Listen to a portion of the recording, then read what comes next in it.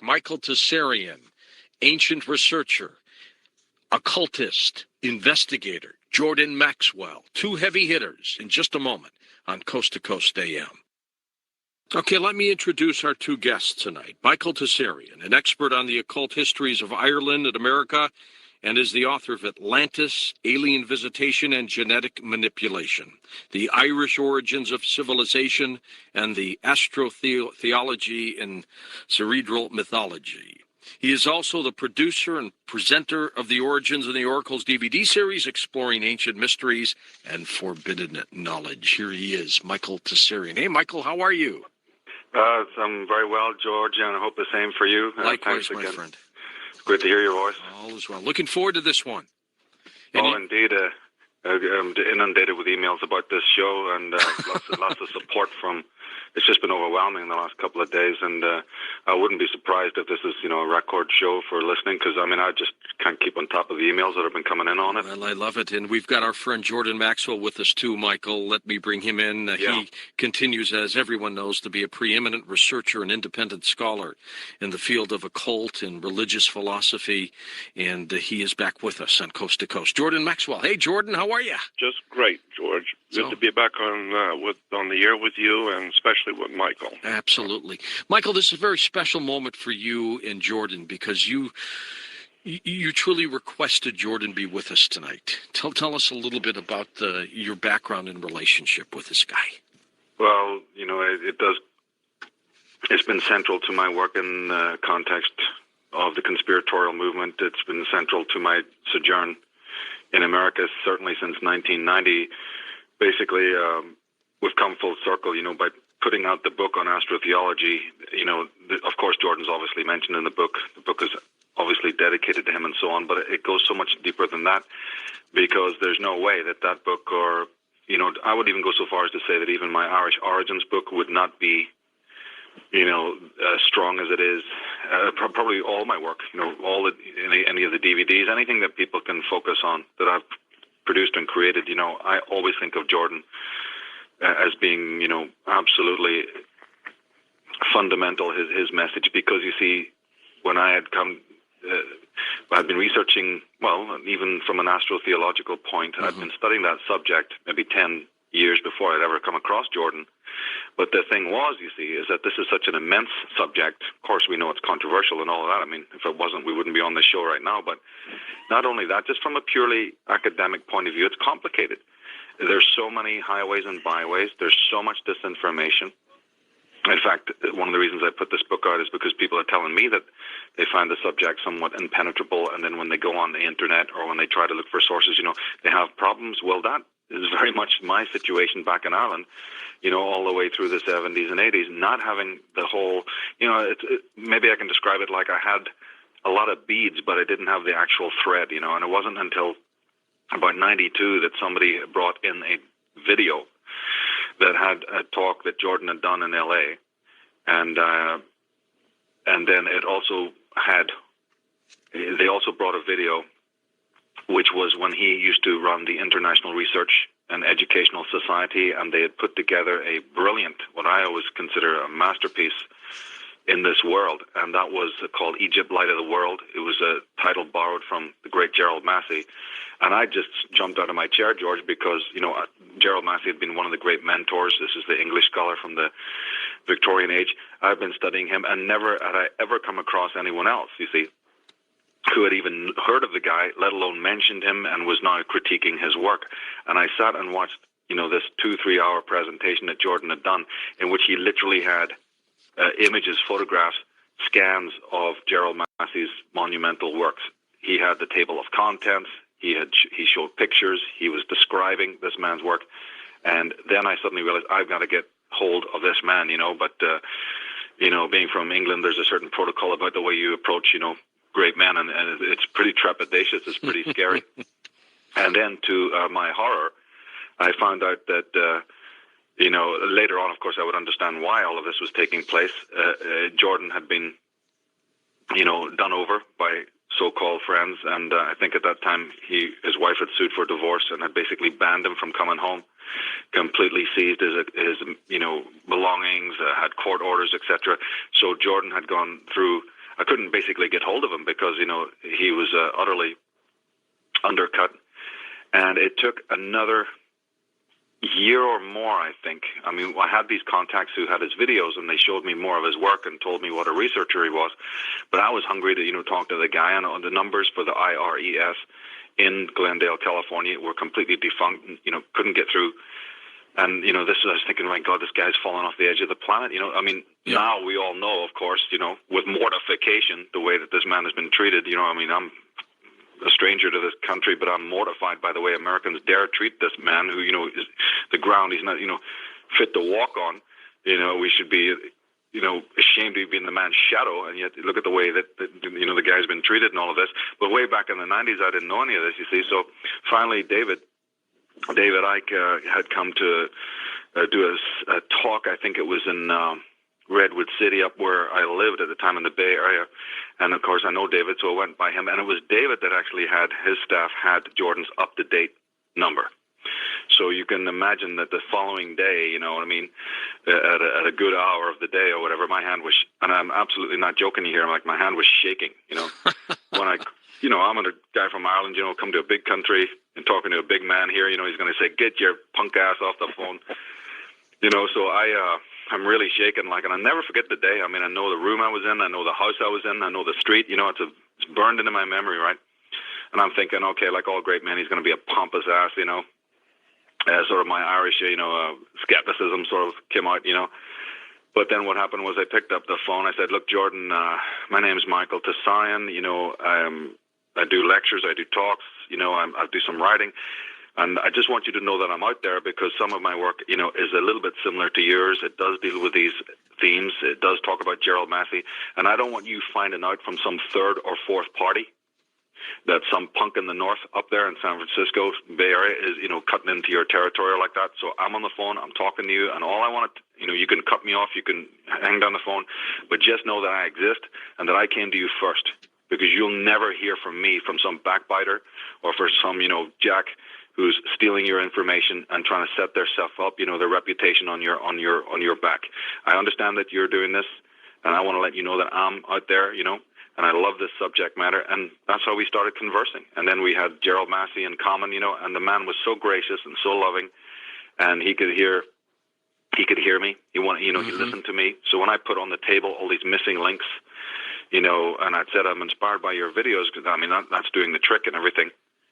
And Jordan basically then became a mentor, in the sense that he started to create that thread, that golden thread that holds the beads together, to show how this works with the symbolism, how this works with the designs of cities and the alignments that we're talking about, and how ancient belief systems were co-opted by those we refer to today as the secret societies, and how those people have cannibalized this ancient knowledge, how they use it for their own benefit, and of course that means then the disbenefit of everyone else of us, the disbenefit of humanity. These are sacred teachings, sacred truths being used by, unworthy people, when it should in fact be common knowledge to the masses of mankind for their spiritual and intellectual and moral uplift, you see. So this man started to put the background in, the picture, and basically led me out of the dark, So it was unthinkable to come on with you, George, today, and I'm glad that I'm glad you organized this, because now that this book is in print, I did my DVD back in 2006 on the same subject,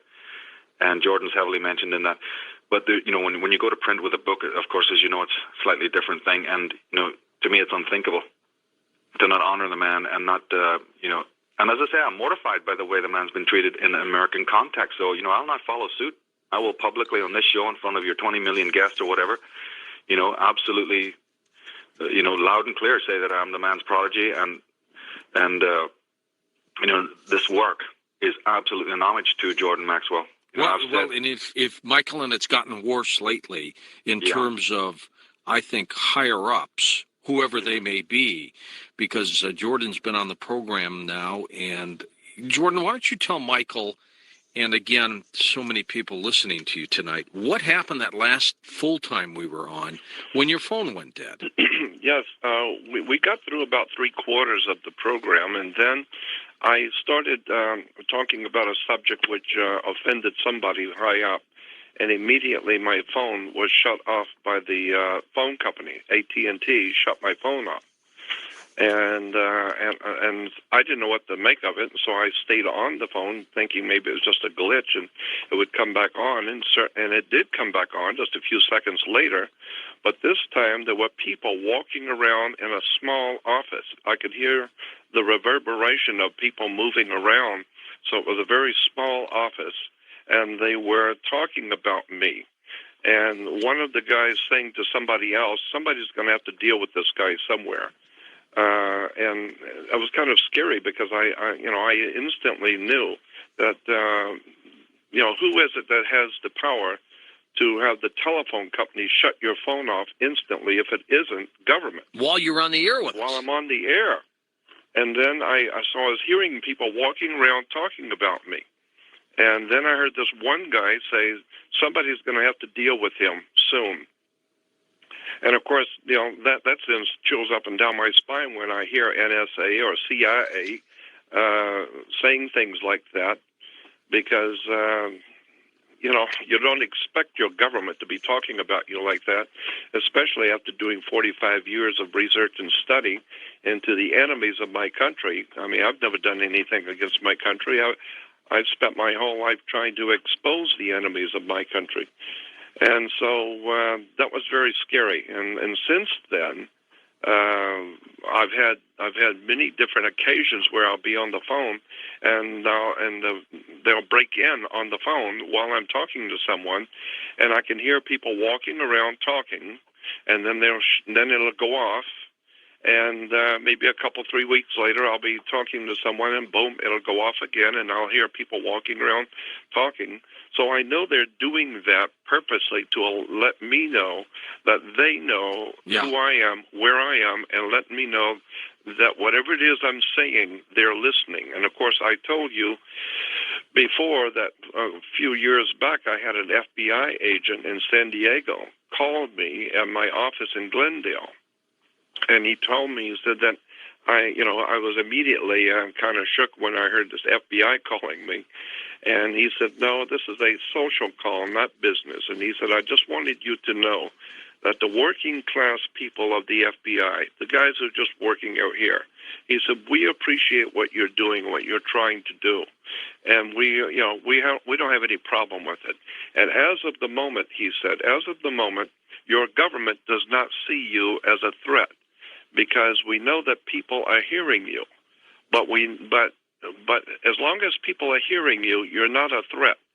You will become a threat when people begin to listen to you, because then you will become politically, important, so that we might have to take a different look at you. But Jordan, now they are listening to you. Well, I know, and that's what's scary, because I've told you this many times, that I am worried about my life and myself right now, and I don't know what to do about it, because I know things that they know that I know, and I've never talked about it in public, and I never would.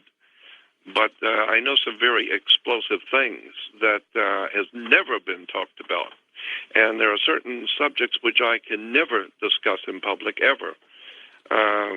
So I live with this hanging over my head, and that's why all the joy and the happiness of my life of 48 years of doing what I'm doing, I started out really excited about. And if you go back to my old videos, you will see a lot of energy, and I was really happy and excited about my work. It was a different Jordan Maxwell. Totally.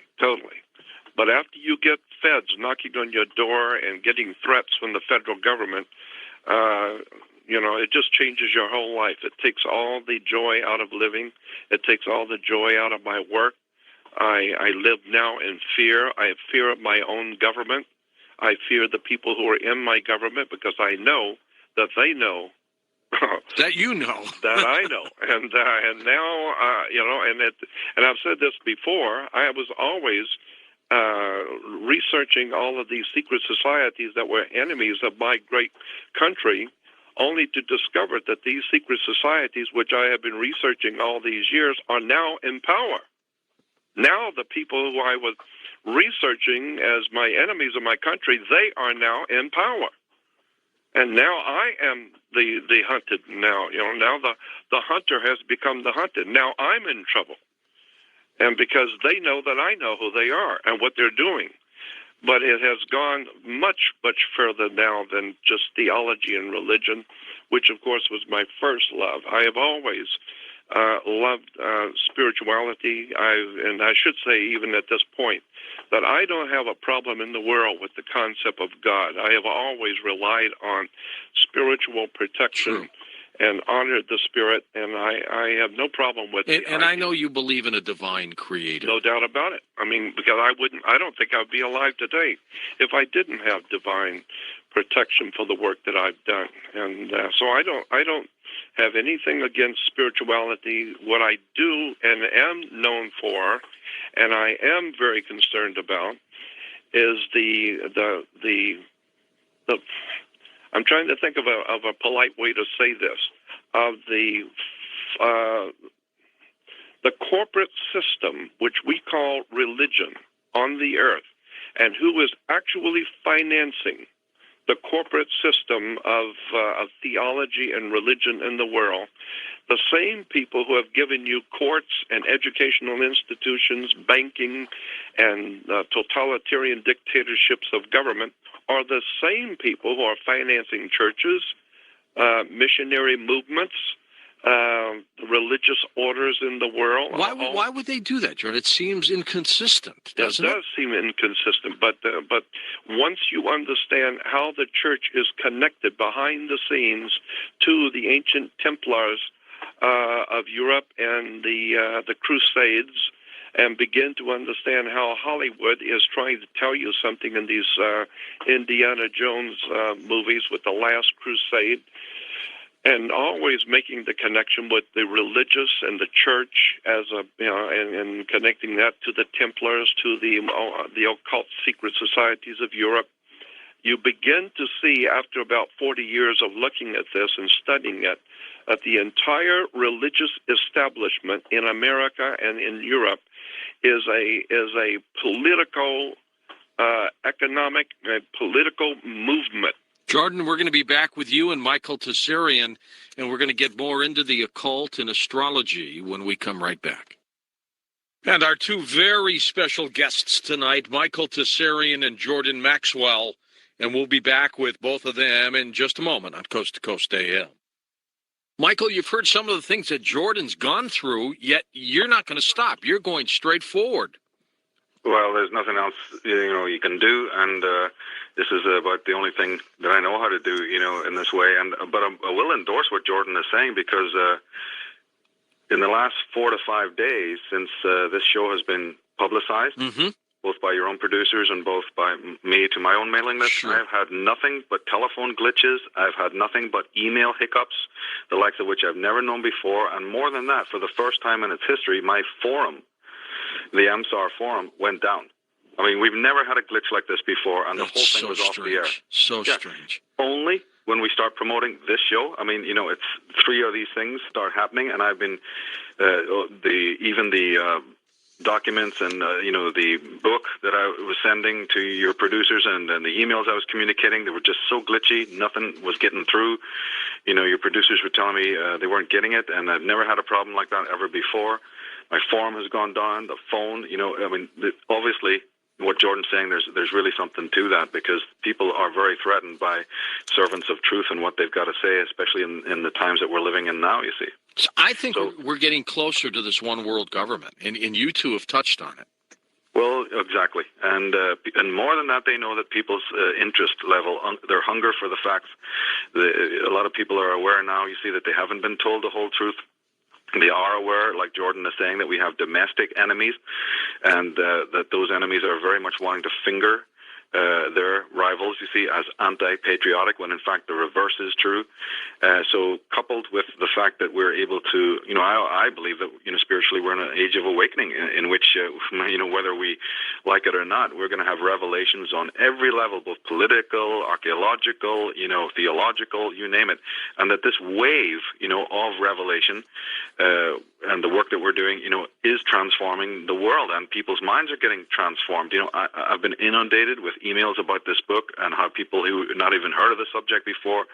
In fact, to tell you the truth, the book was, not planned. I mean, the book was simply not planned. You know as well as I do that the Irish Origins was the one that I've been focused on in the last 2-3 years to get out. This book came as a result of a lot of people saying, we love the DVD you've done, and we want more information on this, because when we go to the internet and when we go to other sources, well, first of all, there's very few sources. In fact, this book, George, is one of the first books to even have the term astrotheology in the title.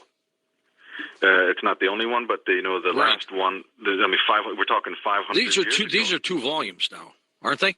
This is a single volume. Single volume. Okay. Yeah, the Irish Origins of Civilization was a double volume. Yeah. Okay. So there's both a threat to establish status quo, but there's also a wave of new information, which is again old information coming, through. But I always believe, that if you're a servant of truth, you have nothing to worry about ultimately, because you're protected, and regardless, when you see your house burning, you've got to do something. You've got to move on that, regardless of what kind of, shadows and fears and other things that are thrown up. One just has to plow on through like a warrior, and, they can take your body, but they can't take your ideas. They can't destroy the great truth. They can't destroy the ideas. So true. This is the most important thing, I think. All right, tonight let's talk about astrology, and let's talk about the occult and how this deals with the things you've been saying. Jordan, your take on the occult. You're an occult researcher. Mm-hmm. Give me an overview of your perception of the occult. Well, first of all, the very word itself, occult, spelled O-C-C-U-L-T, occult simply means hidden. Does not imply anything evil or bad or demonic. It simply means hidden. So we know, and you know as well as I do, that so much of real important information, the bedrock stuff, has been hidden. I mean, the CIA knows things you will never know.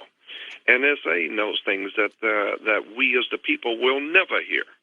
So much of real wisdom and knowledge and understanding, bedrock stuff, has been hidden purposely, because the people in power always consider that kind of knowledge on a need-to-know basis, and you don't need to know. All you need to do is do what you've always done: just watch basketball and the ball games and be entertained and watch television. You don't need to do any thinking on a national level, international level, and start questioning the powers that be. They don't want us to think. No, they have that is, like George Carlin said, that is not what they're here to promote, is for you to be wise and intelligent. They're here to make sure that you have plenty of beer, basketball, sports, entertainment, and ripping you off in your banks and your money, and keeping you frightened to death from one day to the next if you can stay alive. And happily, they give you Hollywood movies and all kinds of entertainments. But the one thing that the powers that be do not want, and they will not allow, as a nation filled with intellectually superior thinking people who can question. I mean, how would you like to declare yourself a dictator in a country filled with PhDs and educated people? I mean, how would you like to go into any organization and claim that you are the head of some organization that's filled with college graduates, PhDs, doctors? They're going to look at you like you must be crazy. That's true. And because they're not that stupid. They're not going to buy anything you're saying. And so consequently, that's what we are facing today. America has been purposely dumbed down and kept ignorant, because that just leaves the people at the top a lot of free room to do anything they want, because they know, generally speaking, the people in America are so profoundly ignorant and ill-informed and entertained and lost from propaganda and lies and deception for so many years, that at this point it's just useless to even try and find truth, because it's so well hidden. And the word hidden, again, as I said, is occult. And nowhere do you find occultism more profoundly in your face than in theology and religion and churches and the superstructure of religions throughout the world and their hidden connections to secret societies and fraternal orders that are financing, organizing, and directing religious movements into wars, into crime. It's just an extraordinary story. What do you think, Jordan, of some of these evangelists, television or otherwise, who are making and reaping in millions of dollars? Multiple millions a week from people who just cannot wait to send money. And, when I watch, sometimes I watch TBN or some of these Christian stations, and I will see these thousands and thousands of people at these huge churches, and they're applauding, and they're entertained, and they are dancing around, and they are just having a great time.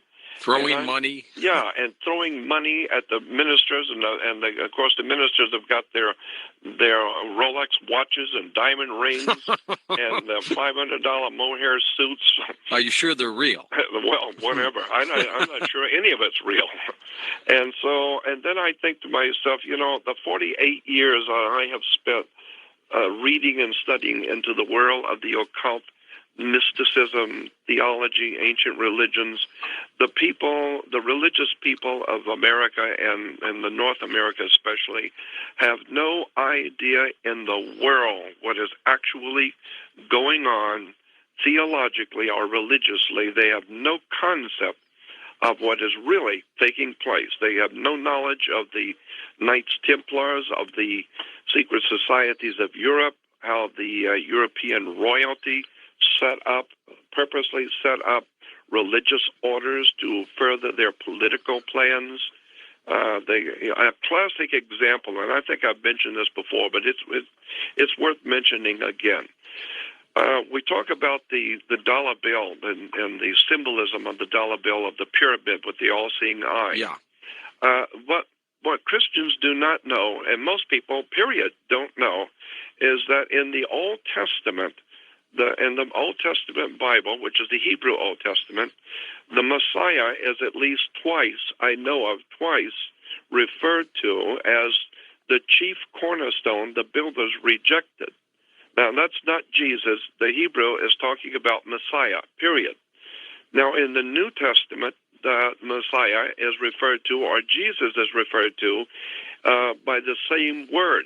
The same word as chief cornerstone the builders rejected. Now, what's interesting is that all of Christianity says that Jesus is the cornerstone of the church.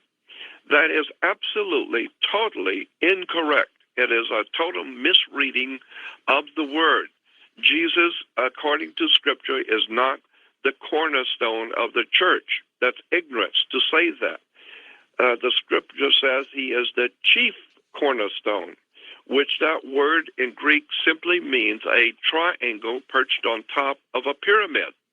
That's what the word actually means in the Old Hebrew and in the Greek and Aramaic in the New Testament, a triangle perched upon a pyramid. Well, if that's the case, then that symbol on the back of the dollar bill has to do with the Jewish Messiah or Jesus as the Christian Messiah. And how many people know that whole symbol on the back of the dollar bill is a very powerful religious symbol to Jews and Christians 1,000 years ago that today we have no idea in the world what it means. We're calling it Illuminati. We're talking about all the bad, evil implications of that symbol, when in point of fact, it's the symbol for Jesus and in the Hebrew for the Messiah. Now, what in the world is going on with the Messiah and Jesus being the symbol on top of a pyramid? What does it have to do with Egypt? And why is America connected to Egypt? Why is the Mississippi River called the Great Nile? Why do we have cities along the Mississippi given Egyptian names like Memphis, etc.? So you need to understand that there's a world hidden from people in theology and religion which they have never been privy to know. and which the Templars of Europe and which the masters of wisdom in the ancient world knew, but they've kept it among themselves. They're not telling. Well, why the symbolism, Jordan? Why the hiding of the symbolism? Well, symbolism is very, very important way of communicating in the occult world. I mean, gangs do that. They give hand signals. Oh, sure. Yeah. And or spray paint certain symbols, and you drive by and think it's just junk that kids are spraying on a wall. No, it's not just junk. Those are symbols. And if you don't know how to read those symbols, you can get yourself in trouble. And so symbols are very important. They are hidden messages. I mean, like I've said so many times before, Hollywood is telling you, it's in your face. The new Batman movie is just filled with Dark Knight. Somebody's telling them, though, then, right? Somebody is feeding America occult knowledge, wisdom, and understanding on a very high level, and we are accepting it as Americans as entertainment. It's not entertainment. The symbol on the dollar bill is extremely important to the church and to Judaism throughout the world. And the symbolism in churches and synagogues. And why do you even call the Jewish meeting place a synagogue? Where does that word come from? I'm just saying that there is a world of hidden knowledge, which is one day, like the scripture says, that which has been done in the dark will one day be brought to light. I believe it is now time for the dark mysteries of religion, theology, and the occult world. It is now time for the people to awaken, to find out we have been lied to. We have been misled by the same people who have led governments, led the banking institutions. They have led the educational institutions. All of the institutions of learning around the world, the same people are the ones who have given you the dollar bill and the symbols that we live by. And unfortunately, in America, nobody seems to see the importance of the hidden symbols right in your face. Do you agree with that, Michael, that most of the people just don't seem to understand these symbols? Well, that's what we call symbol illiteracy. People can walk around the streets. They can walk around the towns and cities. They can observe the stately buildings and the plazas and the church design, the clock towers, and even the murals. I mean, let's look at Washington D.C. So they can be in the midst of all of this ubiquitous ancient pagan symbolism and not have the faintest idea what it means. And therefore, by not knowing what it means, the subconscious mind is wide open to, as Jordan is saying, be manipulated. See, neither Jordan or I have any problem with Christianity. Neither Jordan and I, have any problem with religion. What we have a problem with is absolutely Luciferian, Masonic, Templar, individuals, dynastic concerns, power elites who are either biologically or ideologically descended from some very, very ancient sorcerers who are hiding behind what most people would know by certain terms like Christianity and so on. So that the definition of terms like what Jordan is explaining is extremely important, you see, because otherwise people will think, oh, wait a minute, you're Catholic bashing, wait a minute, you're Jew bashing, wait a minute, you're anti-patriotic, you see. So when an occultist like Jordan and myself are talking about these things, talking about these terms, talking about this subject matter, we are not doing it as you will pick up a newspaper and see it or turn on PBS and understand it, or even for that matter, with the schools and the colleges, universities, the so-called academic expert level. We're not experts in anything. We're not looking at that professionalism. We don't have letters after our name. We don't have any bias. We're looking at something in an esoteric way as opposed to what's called an exoteric way. So, George, to answer your question, is most people do, in fact, see a lot of this stuff, but they see it in an exoteric way. It's just a symbol on a product for them. It's just a certain, color or a certain rhythm or a tricolor flag, you see, or a double-headed eagle that they pass every day, or an obelisk that they stand up, in front of to get some shade, or, go to Piccadilly or, whatever, take a photograph of the lions there. It never crosses their mind, you see, to say, why is it lions instead of giraffes? Why isn't it 4, rabbits sitting here? What's the lion doing on the symbol of the British royalty? What's the fleur-de-lis, And of course, in an American context, it's important because these oligarchical forces, these Luciferian concerns are really in control now of the American system. They have eviscerated the Constitution of the United States. They are the true foreign power that's ensconced in America.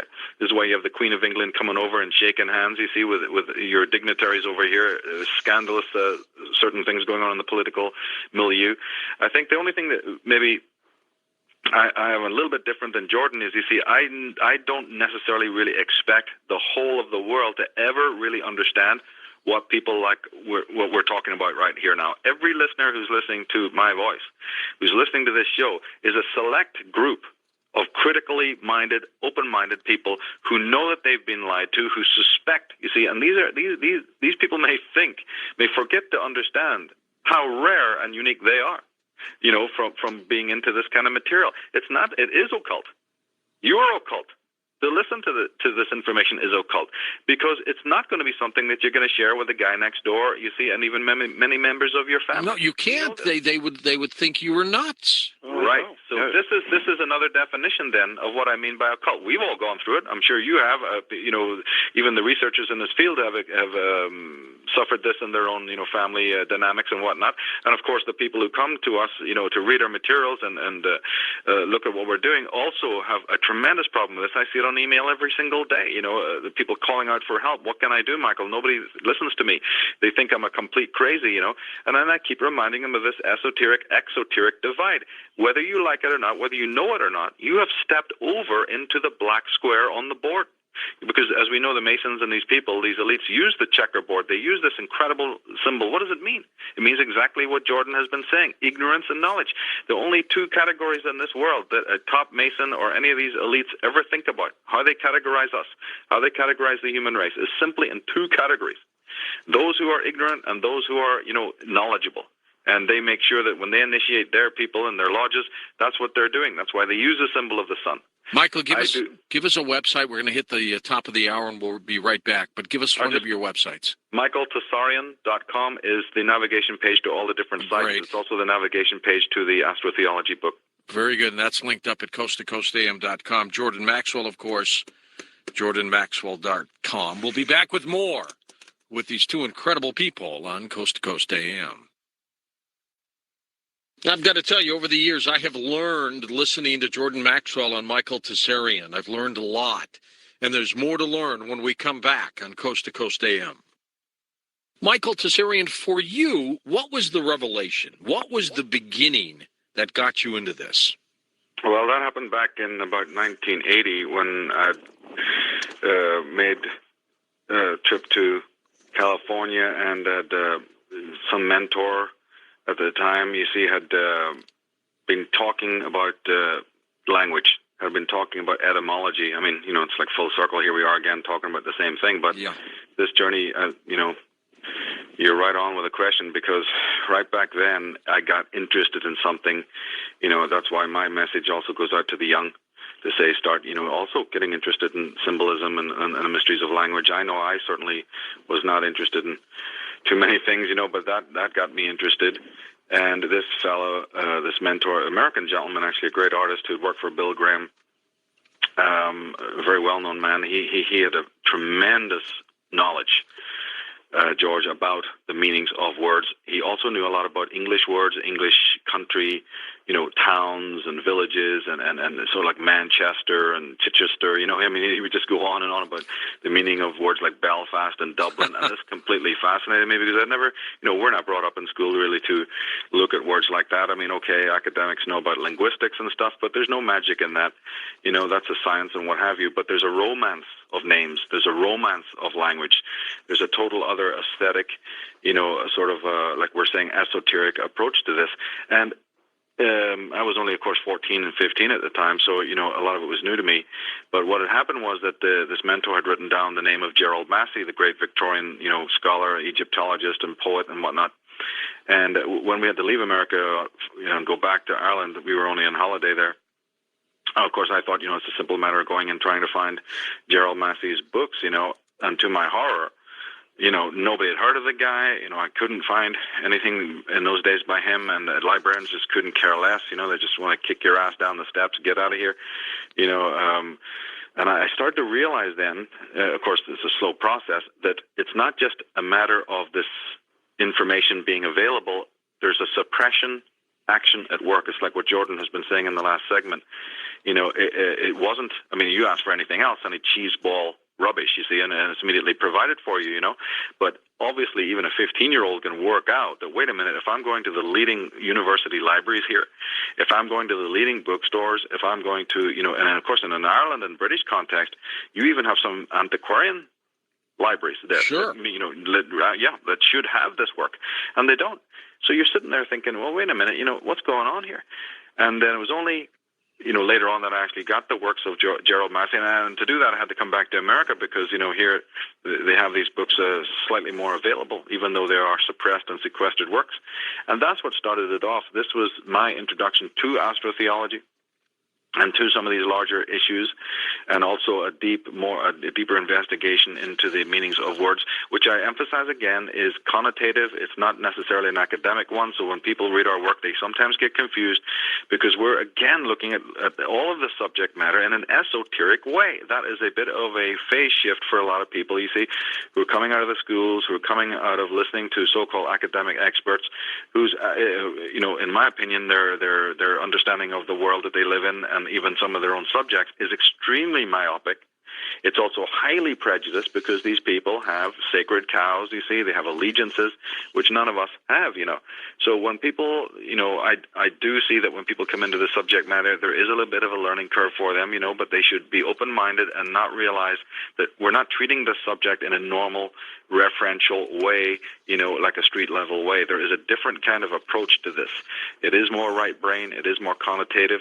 Okay, maybe it lacks some of the rigor of academica, but we make up for that with the scope and the scintillation of what we're looking into, And again, to emphasize the point that I was making before the break, is I don't believe that all the people are ever going to be ready, you see, for this. I do believe it's a small, demographic of aware and enlightened people who are looking for the truth, who are going to come our way. So I don't get bothered and hot and bothered, you see, about the state of the world per se, because I know that this is sacred knowledge. Those who approach it have to approach it sacredly.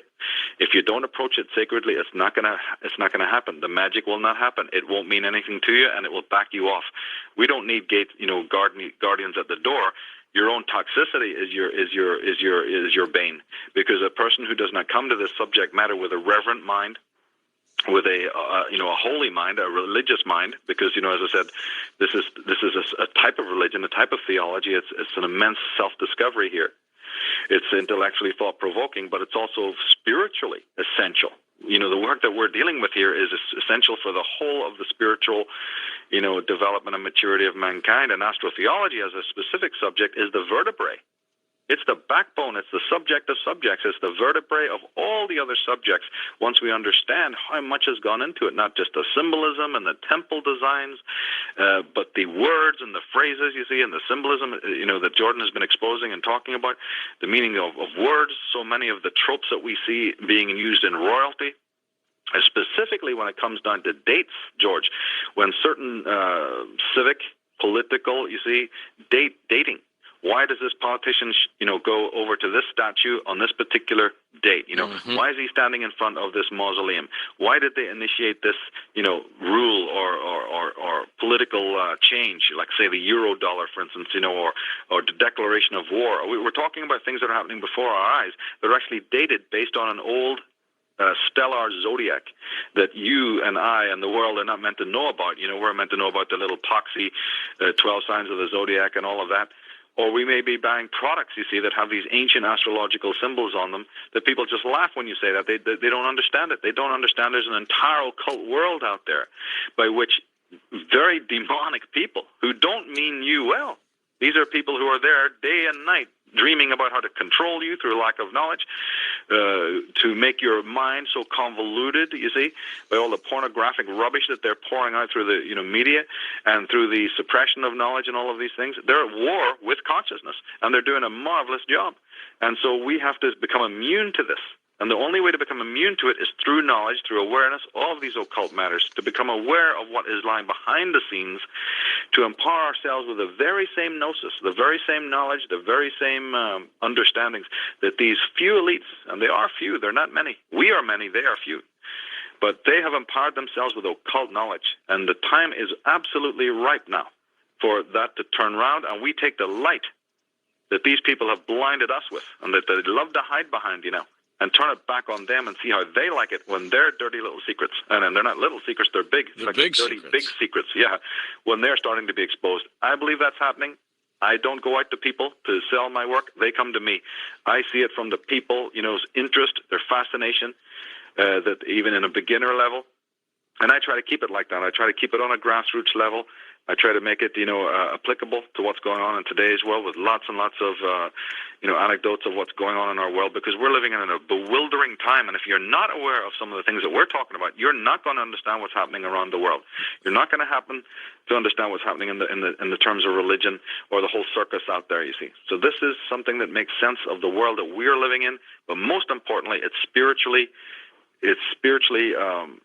important for the individual's own spiritual understanding to understand the roots, the foundations of religion and politics and symbolism and all of these things. It's absolutely crucial. Jordan, one of my favorite lines with tremendous message is in the movie Network, where Howard Beale, played by Peter Finch, said, I'm mad as hell. I'm not going to take it anymore. And he came out to say, just give us our television and our toaster and our radial tires and leave us alone. Leave us alone. That's what they're trying to do to us. Yes, and I'll tell you, I've used this example before. If you were a highly trained physician, a doctor in a particular discipline, and you went to a foreign country, into a third world country, say, and you see people are dying from a particular disease that they don't understand, they don't know, but it's killing people, and you as a doctor have studied this disease, and you see all the symptoms, you know exactly what's going on, but you are, nobody's going to listen to you. They have their own people to listen to.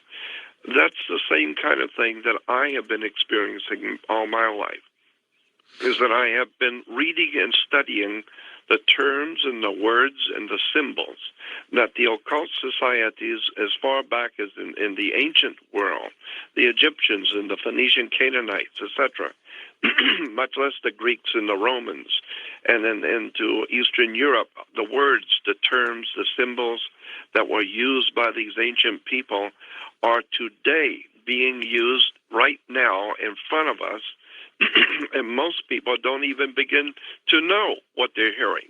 They don't even understand. I mean, I'm just amazed hearing Hillary Clinton, the words that she uses, the terms that she uses, Barack Obama's symbol for his candidacy, for his running for president, the symbols that he used, and McCain just blows me away when he uses certain terms that I know where he's getting those terms. Absolutely. And once you begin to, once you are very familiar with the terminology that is used by secret orders around the world, the encoded words and terms, and then begin to see politicians and the people who are running for president at this very moment using those terms and words and symbols, it is appalling to me. It's right in front of your face, but you don't see it because you are not trained to see it. And I'm just amazed. I'm watching the entire superstructure of this great republic going under, and people have no idea in the world what is going on. They can't read the symbols. They don't know what the hidden words and symbols mean. And I said to you before, it's like going into downtown L.A. and you see gangs are scribbling stuff on a wall. It's not scribble. There are symbols and words and terms there. Just because you don't understand it doesn't mean it doesn't have meaning. Doesn't mean it doesn't have meaning. And you know as well as I do, when every generation of kids coming up can sit and talk in front of their parents and talk about all kinds of things using the lingo that the kids are using today, and the parents have no idea in the world what their kids are talking about. Not at all. They could be talking about drugs or sex or something, but they're using the terms that the kids know that the parents don't know. Well, that's exactly how our masters who run this planet and who run our country are using terms and words and symbols that they chuckle to themselves that they know what they're talking about, and they know that we don't. We don't even begin to know what these words and terms really mean. And sometimes they have multiple meanings in which they're like chameleons. They can turn it around, like a Rubik's Cube. So just when you think you got a handle on it, or somebody thinks they got a piece of this, suddenly it's changed again. And there's all these connotative shades and nuances, I'll tell you, the people running for president right now in the country, all three of them are using terms that would knock you out. If I would sit down and go through them and show you how the same terms that are used by the three people, by the two people, especially now, but especially Hillary Clinton, the terms that were used by them, the words they're using, I can show you the same words that were used during the French Revolution. I can show you the same identical terms that were used during the Reformation, during the Renaissance. Yeah. I can show you the same terms that were used by the secret societies that were trying to overthrow the American Republic as very founding. In your opinion, Jordan, what do they want? What's the bottom line? I don't think it's money, and I don't think it's power, because they already have all the money. They can print it all. So and they have all the power. And they have all the power. No, I am totally convinced that the Bible is right when it's saying that there is something else going on here. There is a war not only for the minds of men, but for our very existence. I believe that there is, in fact, a war going on for the ownership of the human race. And I believe, like gangs, the different gangs, the Crips and the Bloods, opposing each other, but they're manipulating the people in the city. They're living off of the people in the city. They're selling drugs to the people in the city, and they're manipulating those people. Well, I think that's what's going on here. I think that we have some extraordinarily powerful, wise, and shrewd people who are not interested in money or power. They have both. They are after our very souls. They are after the very life force of the human race. They want to absolutely consume and control the human creature, period. Are they Luciferians? Well, Luciferian is a very interesting word, and it's very misunderstood. Lucifer was quite simply, has nothing, all Bible reference works that you can go to any good Bible bookstore and go through all the Bible dictionaries, all the Bible reference works at these seminaries, libraries, which I lived in for years, and you will find that Lucifer was nothing more than the planet Venus. It had nothing to do with the devil at all. As a matter of fact, the very word devil is simply a D put in front of the word evil. It becomes devil, and God is taking an O out of good, and it becomes God is good and devil is evil. It's merely a use of words and terms, tricks. But there is something going on a very high level, and it has nothing to do with what you think it does. They're not looking for political power. They're looking for the very life force, and this is what Hollywood is talking about. Spielberg is, did movies like War of the Worlds, where the subtitle for War of the Worlds is "They're not coming, they're already here." I would suggest that maybe we are being invaded by otherworld intelligences who are actually after our very souls. This is quite simply the story in the Bible. This is quite simply the story in the Hebrew tradition, that there are dark forces in the universe. Christians call them evil, devils, spirits, demons. I don't care what you call them, but the Bible very clearly shows in the Old Testament that they look like us. They look like humans. I mean, Genesis 18 and 19 talks about three men that come walking up into the camp of Abraham, and they sit down and have dinner with Abraham. And then when they leave, it says that was the Almighty God, the Creator, with two of his accompanying angels. And in Genesis 19, it goes on to say that those other two were the angels that went into Sodom and Gomorrah. They were good-looking, handsome men. I'm saying that I believe hidden and I talked about hidden codes in the Bible years ago. I believe that there is something to this idea that we have been invaded by other world entities. I don't know what else I would call them. I don't know what other term would be acceptable. But I don't think that the world that we live in is being run by humans. I think that the people at the top of this world are inhuman. They don't give a damn about human life, about Christianity, about truth, righteous, nothing. They care only for the consuming of the human family, to own and control the entire human population. And unless and until you begin to wake up and find out how big this thing really is and how frightening it really is, you're never going to suspect how you've been had and been misled by all the words and terms and symbols that are being used. It's an extraordinary story. It's frightening. It is absolutely frightening. I have told you in private that I would love to sit down with you, and we've talked about this before, and show you things that I could never talk about in public. Well, we may get our chance this coming weekend. You're going to be in Santa Maria? Right, and we're going to be doing a UFO conference together. You can go on my website to jordanmaxwell.com to events, and all the information is there. Of course, it's on your coast-to-coast event also. Okay, we'll be back in a moment with Jordan Maxwell. We'll talk astrology with Michael Tsarion. Jordan has an incredible story he once told me. I'm going to have to bend his arm to have him share it with you about a UFO story when he was a young man. We'll be back. Next hour, we'll open up the phone lines, give you an opportunity to chat with Michael Tsarion and Jordan Maxwell. But when we come back, let's have Michael talk about astrology, and I definitely want Jordan to talk about this incredible UFO case when he was younger. We'll be back. Michael, your take on astrology. I have a feeling it's not just looking at stars, planets, and the constellations.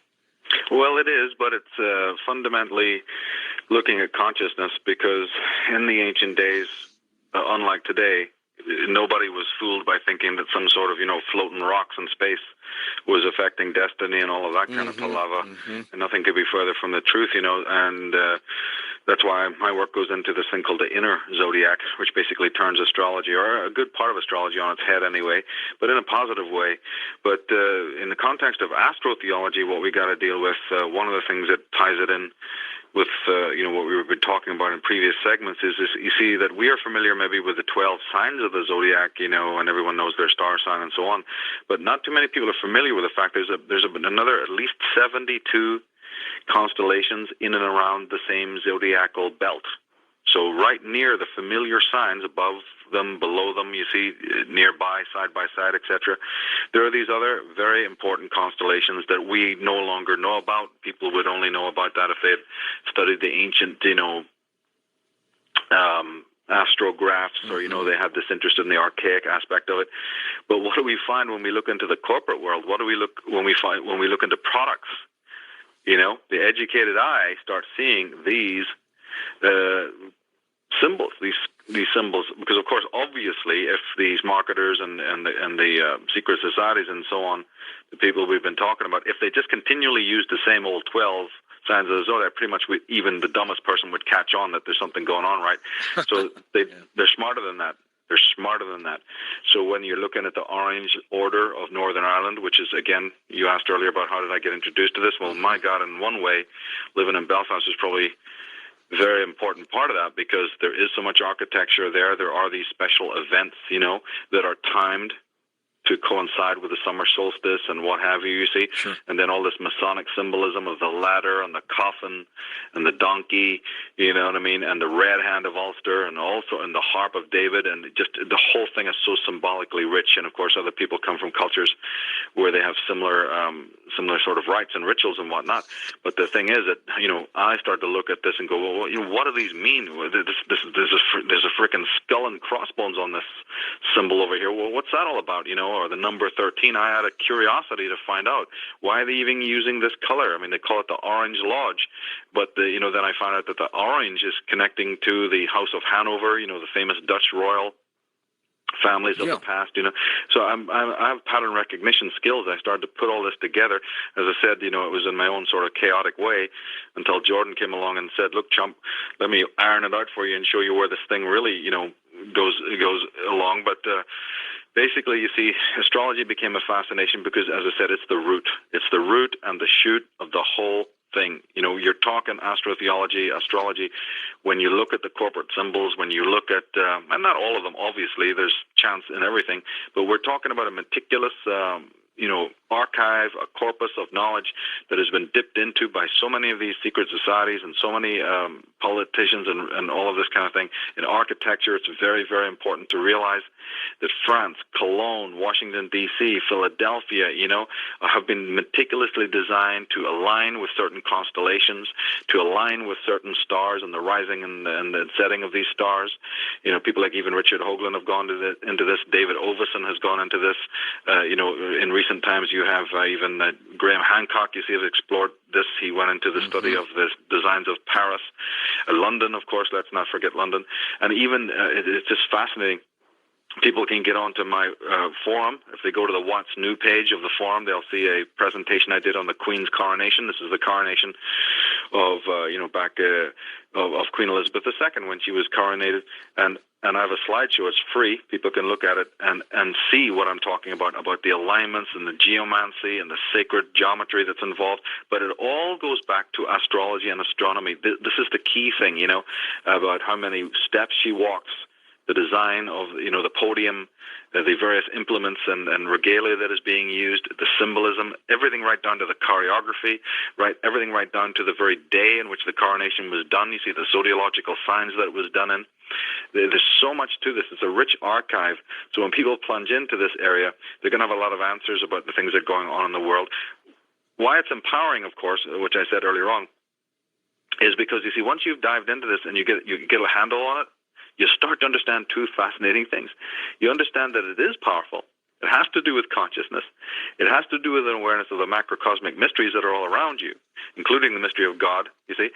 And you realize then why these elites, whether you want to call them Illuminati or Luciferian or whatever, the terms in that instance, you can pick your term, but you understand why these power brokers want to use this information and want to use this occult knowledge, because it is powerful. And the second thing you learn is basically how it can start to empower you in your own life, in your own business, you see, in your own educational pursuits, in your own awareness more than anything else. Because if you change man mentally, if you change him intellectually, if you change him rationally, everything else in his life changes. His relationships change, his understanding of politics, the world, of how to treat other human beings, how to understand his own mysteries of his own selfhood, you see, how to come into a closer rapport with the creative force, you see.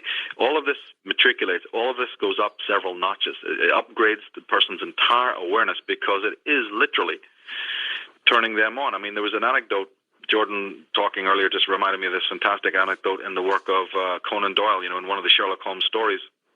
Very early on in the story, when Dr. Watson and Sherlock Holmes had just met, and Dr. Watson was very much in awe of this great genius whose observational skills, were like incredibly honed. Right. And he was trying to learn. He was trying to say, teach me this. What's the difference, man, between seeing and observation? You keep talking about the difference of just seeing and true observation. And he said simply, well, you come to Baker Street, you come to visit me, Watson, in the fiction, the character said this, and he said, you run up the stairs. How many times have you run up the stairs to come into my room, to see me? He goes, maybe hundreds of times. He goes, how many stairs are there? Of course, big silence. Yeah. The character Watson was unable to say, well, I don't know. What does it bloody matter anyway? How many stairs there are? He goes, well, that's what I mean about people who see and people who observe. That's what the Bible means when it says having eyes you see not, having ears you hear not. All we're trying to do is turn people on to the art of seeing, not the mechanics of seeing. The eye is going to do its thing because there it is. It's created by something higher than you. A higher intelligence created your body. And it has a mechanical autonomous system, you see, that will always perform. But there's also the art of life. There's the art of seeing, the art of hearing, the art of observation, you see, and deduction. We're not saying we're right. We're saying you find out whether we're right. You go and do the research, do the homework, and pick up with this and take it on maybe into areas we have never even conceived of, because this is what is happening. The people that, I connect with by internet and through the forum and people who've, talked to me, that's exactly what they are doing. You wouldn't believe the research of people who've picked up, and so many people that my work has inspired, just like Jordan inspired me. And there's a network. I mean, people who check out Google, YouTube, generation, they see this. There's so many great uploads now. There's so many great videos on symbolism, and people are taking in the areas, that I never ever considered. And that's fantastic to me. I love that. I love the fact that this is branching out, and we have colleagues going around their own cities, going around their own towns, taking measurements, looking at the designs of buildings, finding out, going and interviewing leading Freemasons, finding out, inquiring, not through fear, not through trepidation, but through curiosity, because curiosity and the drive for knowledge is a very, very powerful instinct within people. And that's what, remember you asked earlier, why are they doing this? Why would they be doing this to us? This terrible insinuation of the poison? It's so that we slowly fall asleep, gradually, slowly, the mind gets dull. People get caught up in the domestic minutia. They get completely, sort of bamboozled. They stop thinking. They don't even like to pause between thought. That thinking is something that almost takes too much time. We're in this soundbite generation.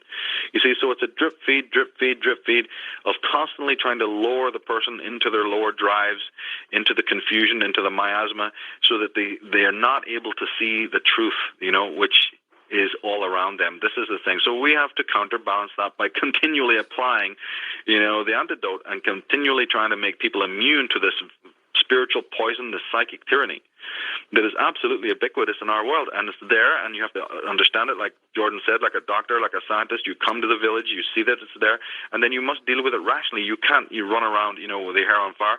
You've got to go step by step and try to save as many people as you can individually, and then when you've turned those people well, hopefully they will go on and vaccinate, or heal the other people. So it's a growing group. We're in the early stages of this. It's not something that's, developed. It's very new. I mean, look at Jordan Maxwell. You're talking about his own life story. How many other Jordan Maxwells are there in America? Very bloody few, as far as I'm concerned. Yeah, me too. You're dealing with a very short period of time. He spawned a lot of interest in people like myself. Then it moves on to the next sphere and the next sphere, and we move on. And we try to present these works and these DVDs and videos so that people get a crash course, because we obviously understand that, people don't have the time, George, for the 30, 40 years of research that Jordan's done, maybe the 25 years of research I've done. They don't have that time, and that's fine. By all means, it's our job. It's, the responsibility is on us to create the products and the books and the teachings that go out, and people can have this then, in a compendium form in which they, it saves them all of that time, so we can get with the gig of what's really going on in our world, Jordan, I want you to share with us that incredible story you told me at lunch many months ago when you were a young man about I can't say what he was because that is part of the story, but with the girlfriend of yours. Oh, well, let me say a couple of things first. Right. One, and I'll get back to that. I have so many people that go to my website but don't seem to be able to scroll down to see what's on my website. So I'm just saying to everybody, when you go to my website, which is jordanmaxwell.com, scroll down and go through all of the various boxes of research and all the various areas on my website that are filled with stuff that most people don't even know is there. I mean, I've talked to so many people that they said they've been on my website. They didn't see this. They didn't see that. They didn't look at this. So I'm just saying there's a lot of material on my website that a lot of people don't know. So if you go on my website, go through all of it. And there's 3 books in particular which are dealing with what we're talking about tonight right on the home page you might want to get. So there's a lot of stuff on my website. Scroll down and see it all. Now, second, in relation to that experience, I'm kind of hesitant to talk about it because my enemies and my detractors will use it to cram down my throat and claim that I'm mentally disordered or something because of my experience. But And they've done that, because I've talked about this one experience actually on another radio program once, and God, I mean, I was amazed the way that the people picked up on that and began to say that I was demonic, I was working for the devil, and all kinds of strange stuff. That I can testify to, not you. Yeah. But do we have a few moments? Yeah, we've got 6 minutes or so. Okay, well, back in 1959, I was 19 years old. I came to California, and I was in a restaurant in North Hollywood, just a 19-year-old kid bumping around the country, and ended up in North Hollywood. And I'm sitting at the counter in a restaurant in North Hollywood, and sitting next to a young girl that was about a couple of years younger than I, maybe 17. And so we got to talking and found out we both lived in the basic same area, about 3 or 4 blocks from town. I had walked down to town, and she had also. So we started meeting in town on the weekends, and we started hanging out together. And so when we would walk home, I lived about 3 blocks from town. She lived 5. So she lived a couple blocks further than I did, so I never really knew exactly where she lived, but she knew where I lived. And so one night she came over to my place, and she said, "Jordan, my dad wants to talk to you." And I said, "I'm not interested to talk to your dad. I got nothing to say to him." And she said, No, he's a very interesting and important man, and he's got something to talk to you about." So I thought, that's interesting. So I said, okay. So I went with her.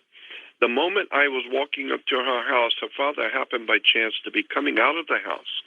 And the moment I saw him, my spirit felt a presence that I have never felt before.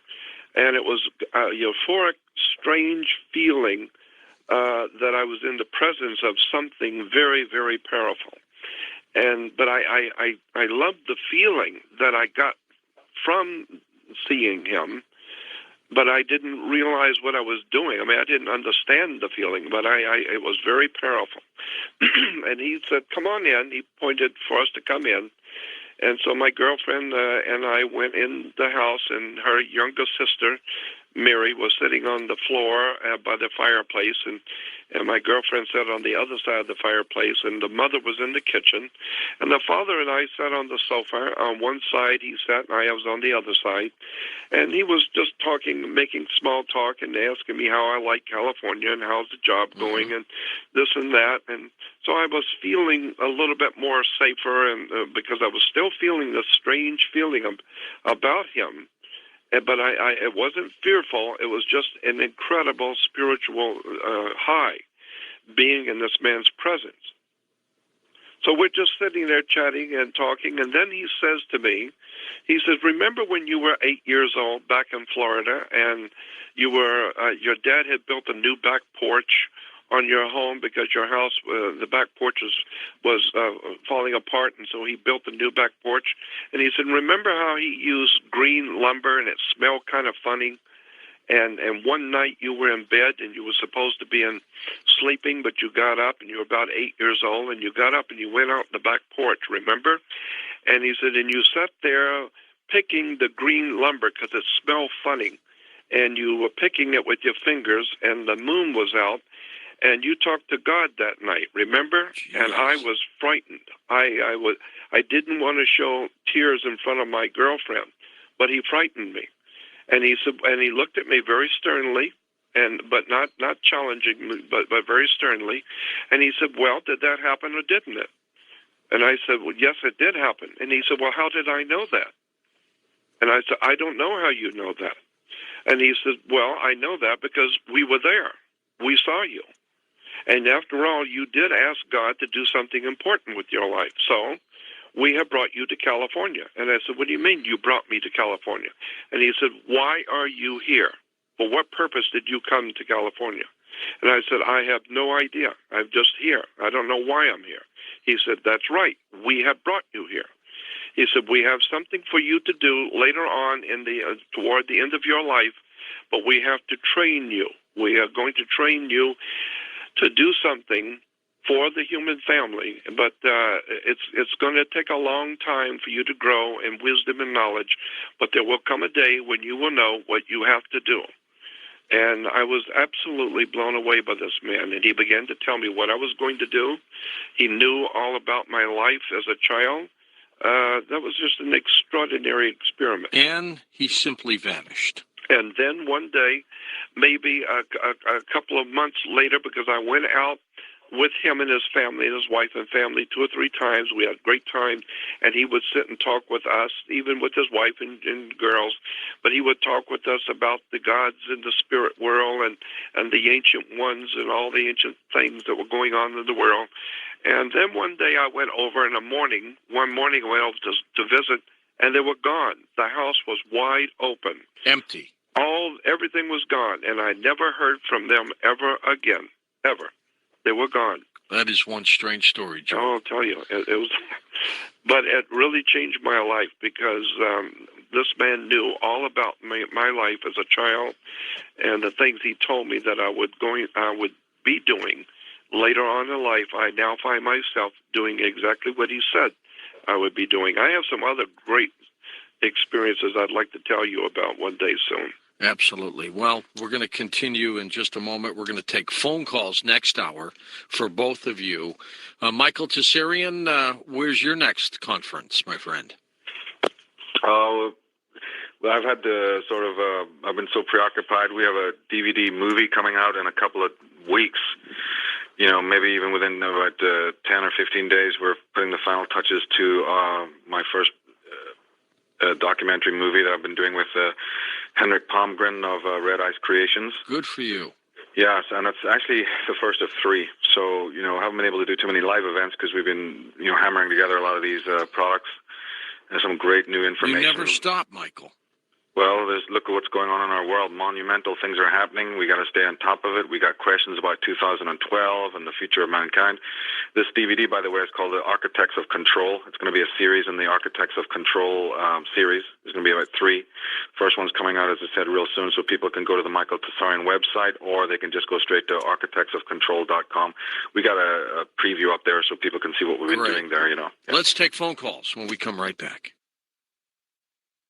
Absolutely, and we've got an hour to go now with phone calls with Michael Tsarion, Jordan Maxwell, and you. So we'll do this when we come right back. Okay, we're going to take your phone calls in just a second with Jordan Maxwell and Michael Tsarion. And Michael, by the way, I just wanted to compliment, Jordan already knows what I think of him. I wanted to compliment you on the work you've been doing all of these years as well. Helping society, I think, to open up their eyes before it's too late. I appreciate that, George, and it's always a pleasure to speak with you on these fascinating subjects. It's really great. One thing I would say about this latest book is that we're approaching sold-out status. Isn't that great? Already? Yeah, just in the 5 days. It was going good, and then when Coast to Coast put up the promo, and I'd also make a note about that. If somebody goes online and they note that it's in back order status, they can still go ahead and order because it's smooth and it's very prompt. You'll still get a copy, no problem, just in case you notice that it's on, we've made a note that it's on back order status. Good. Okay. Just go ahead and process your order, and, we'll get your book promptly anyway. Okay, let's go to the phones. You can refer your question to either Michael or Jordan or both if you want. West of the Rockies. You are on with us, Vince. Hi, George, Jordan, and Michael. What a blessing this show is tonight. I have one simple question, and that is, do you believe that Jesus Christ was indeed God on earth?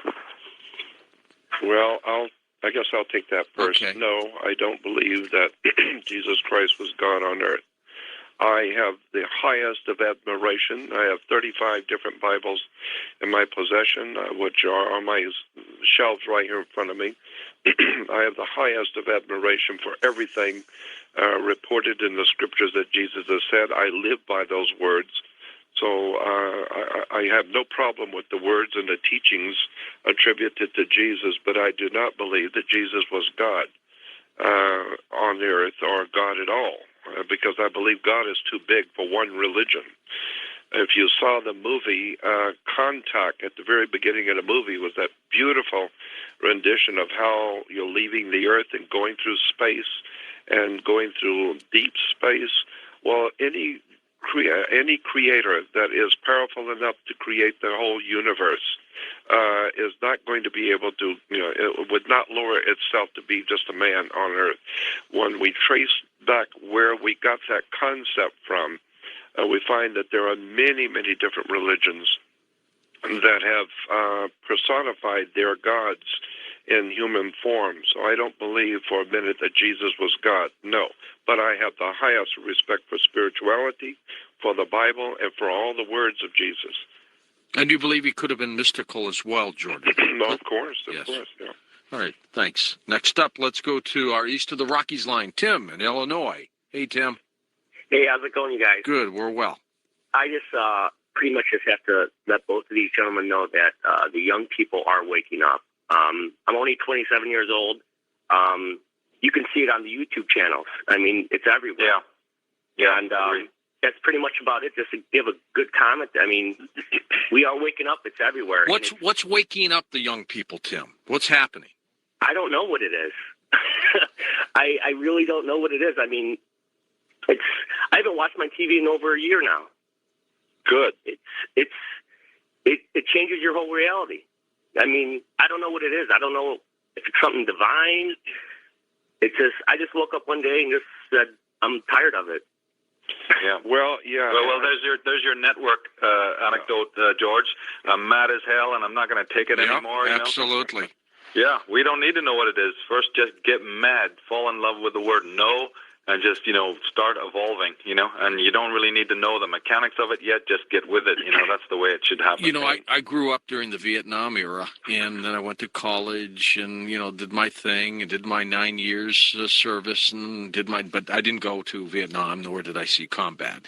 But it wasn't until I watched the Forrest Gump movie did I look at that scene at Washington, D.C., of all these people who were opposed to the war, that I realized how right they were and how wrong so many people were then to chastise them. Now, I'm not talking about the troops, because I think the troops coming back from Vietnam were not treated like the troops who have been in Iraq and Afghanistan. We have more patriotism today with our troops than we did then. But the issue of the war in Vietnam at the time, people who were opposed to it were laughed at, and they were right. These people were right. McNamara lied. They all lied to us, Jordan. Yeah.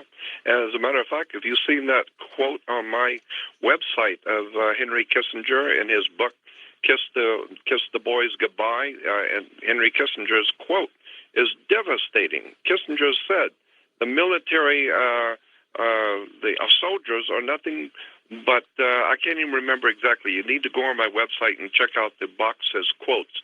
But there was a devastating comment made by Kissinger concerning the military. He said that they're nothing but just animals to be used in the slaughter. They couldn't care less. They're just animals to be used in the slaughter to accomplish our goals. So we just use people. If they get killed, who the hell cares? They're just GIs, which is a government issue. Before Ho Chi Minh ran to the arms of the Chinese, he begged us to work with him. Yeah. He begged us. And we turned our back on him, and everything fell apart. Well, yeah, because there's a whole scheme going on behind the scenes that we don't understand. So that's all there is to it. That's true. Well, I've said so many times that if you have a two-story building and you're going to put a lot of weight on the second floor, the first thing to do, if you got any sense at all, is to go downstairs with a building inspector and go up on a ladder and look at the foundations of that second floor before you go building on it. That makes sense, Jordan. Well, of course, but what you're doing then is you're standing under the foundation you're going to build on, and that's where we get the term understanding. Because if you're not standing under the thing you're building your life on, if you're not researching and studying, you may be getting a beautiful home for half price. Yeah, but it's sitting on the San Andreas Fault, and that's why it's going so cheap. So you need to do some homework and study for your own edification as to where things come from, because ignorance is killing the human race. Yeah, and when you've got a criminal syndicate operating every aspect of your life, and who doesn't mind sacrificing your sons and fathers in the wars that they have manufactured, right? Which I'm glad to see, like Tim, the caller, was saying there, there's a YouTube generation. This is happening. People are getting aware of some of this stuff, that wars have been contrived. They're not based on anything real. They're certainly, contrived. Well, then start studying the criminal syndicates, these power brokers that Jordan and I are referring to, you see, who would do this, who would manipulate this, start studying their psychic profile to find out what makes them tick, find out what weapons they're using, and find out how you can ultimately, become immune to it. Because once you find that anecdote, it's like the Omega Man, that old movie with Charlton Heston. Once you can see and face the light, then you have nothing to fear. I'm starting to do some research on aspartame as a possible story. And let me tell you, how that got approved is criminal. Yeah. Is criminal. That's right. It was on the mind control. Wasn't it on the list of the mind control drugs? Long ago. The acid within it was eating the brains of mice, and they got that approved. Mm-hmm. Yeah. And it's a big story. I've got data on it now. I'm not ready for the show yet, but when I come out with it, some people who got that thing approved are going to turn and run the other way. They should. Yep. George, it's not a self-serving statement I want to make, but I do want to say that I've got 3 books that are dealing with the exact subjects we're dealing with tonight, right on my home page. One is called Occult Theocracy, and it's over 500 pages of research into cults and sects and different movements and the different religious orders and where they've come from. And the second book right next to it is Symbol, Sex, and the Stars, one of the most incredible books I've ever read on explaining where the religious concepts and ideas in the world have actually come from. And then the third one is called Stellar Theology and Masonic Astronomy, where it explains in detail the Masonic Order's use of symbols, emblems, astral theology. And there's nothing evil about this. It is an educational tool to understand how the world really works, what these words really mean. And these 3 books in particular I have loved. That's why I prominently put them on the home page, because they're so extraordinarily interesting and fascinating reading. You need to wake up, because your mind is like a parachute. It doesn't work if it's not open. You need to read and understand how the world really works around you. If you're really concerned about your spirituality, then you better start educating yourself spiritually. So true. Now, go ahead, Michael. Jordan, that book by Lady Queensborough? Yes. A lot of people in history don't even realize that it was 2 women that are pretty much the pioneers of the conspiracy movement. Yeah, I know. Lady Queensborough. We're talking Nesta Webster, right? Webster. Mm-hmm. Subversive societies and secret movements. Societies and subversive orders, yeah. Subversive orders, yeah, and the world conspiracy. And also then Lady Queensborough's Edith Starr Mill. So the book that Jordan was talking about there is a compendium. Anyone who's interested, for instance, in the IRA, not just them, but any terrorist organization in the world, Lady Queensborough, who was married, you see, to one of these dignitaries in the British government, and who used to overhear a lot of this insider dealings. These are aristocrats, and she decided that the world had to know. She wouldn't keep silent like all the rest of the ladies and and the wives of these cigar-smoking, tweed suit-wearing English dignitaries at the turn of the century. She refused to stay quiet and basically start then researching this, because she had overheard her husband and all of these different parliamentarians and all the shenanigans that they get up to, you see, and people who are interested in these secret societies. This book is amazing. And this is she goes into the history of the IRA in Ireland. Irishmen don't even understand it, that the Orange Lodge and the IRA, which originally was the Irish Republican Brotherhood, which is connected to the Ancient Order of Hibernians, which is connected to Theobald Wolfe Tone and the Freemasons. You see, all of these potentates and individuals who were at the heart of these organizations, they appear as political edifices to the world, but they were actually Masonic secret societies in their inception, and that's who's been funding them. The Black Hand, the underground movement, these Templar associations out of France and Scotland and England, you see, and in Rome also.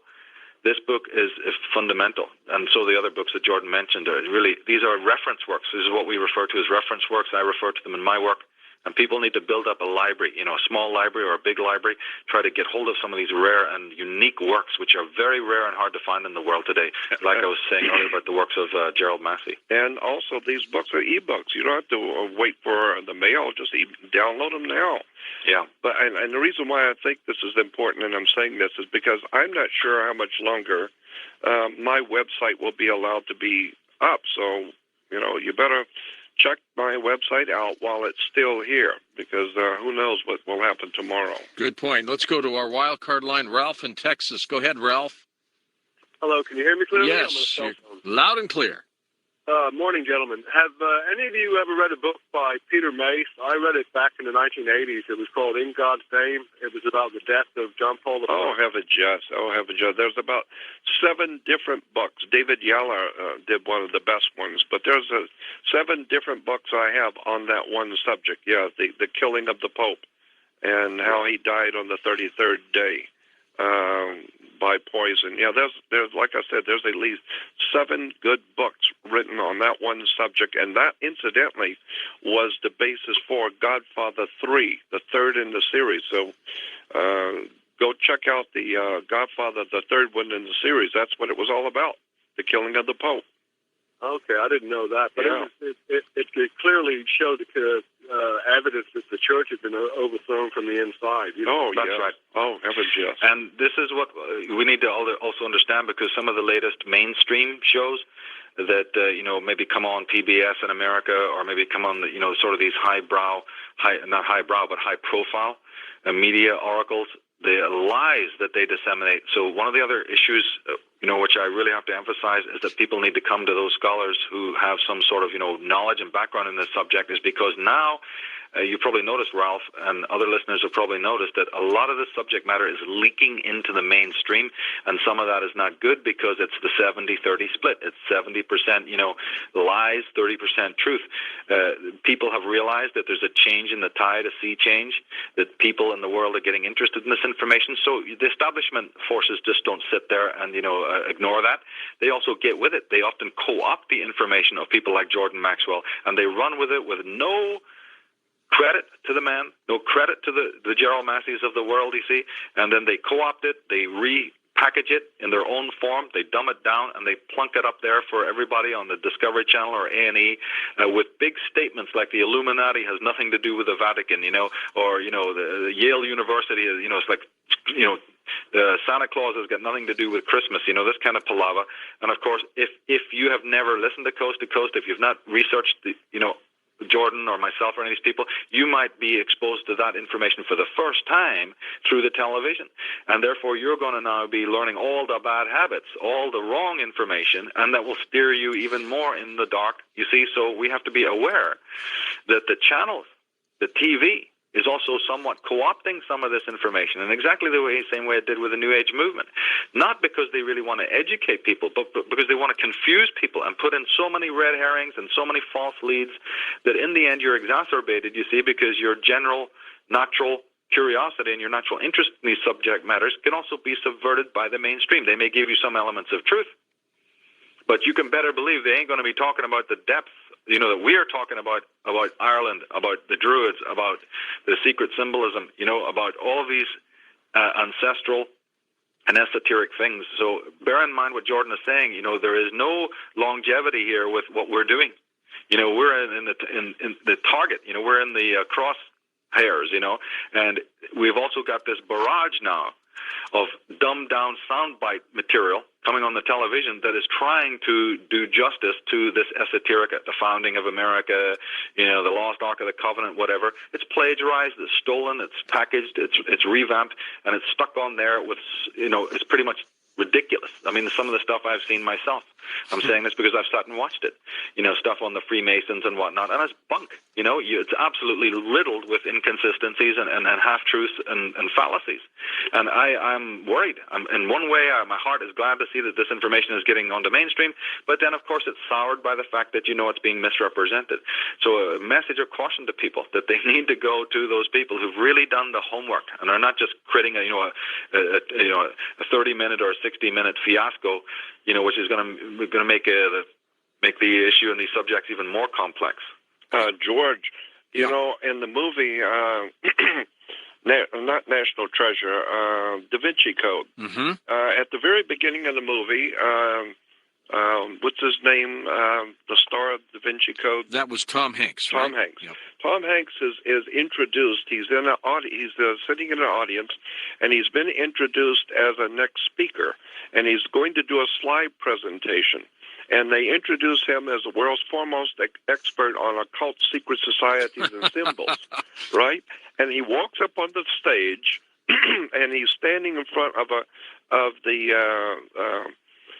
screen, and on the screen is being projected a slide presentation, and on the screen is the pyramid with on the back of the dollar bill. Now he walks in front of the screen and is pointing out the symbols on the dollar bill, pointing to the all-seeing eye, and talking about the Illuminati. That is on my basic slide presentation done 10 years before. Exactly. I'm standing on the stage, walking in front of the screen with the back of the dollar bill being projected on the screen, identical. Same thing. We'll be back with final phone calls in just a moment on Coast to Coast AM.